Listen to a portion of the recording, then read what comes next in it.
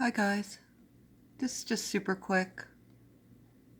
I had a memory about this. This is 23andMe.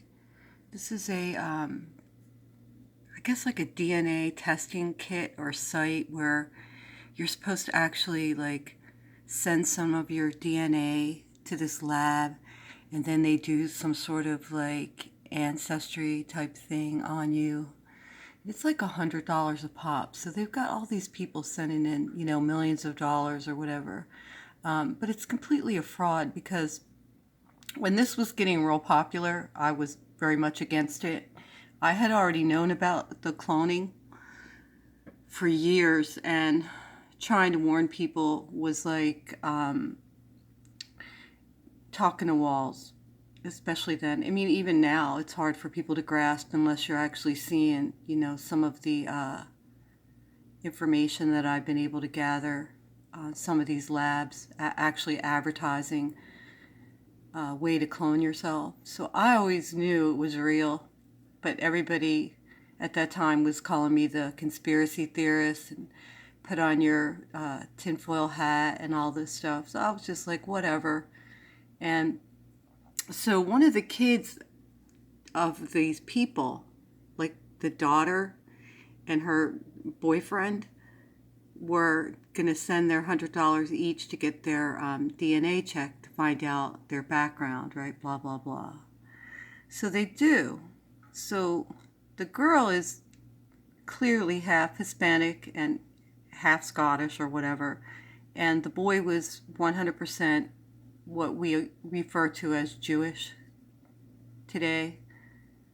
And they both came back with the same DNA reading. So it's a complete fraud.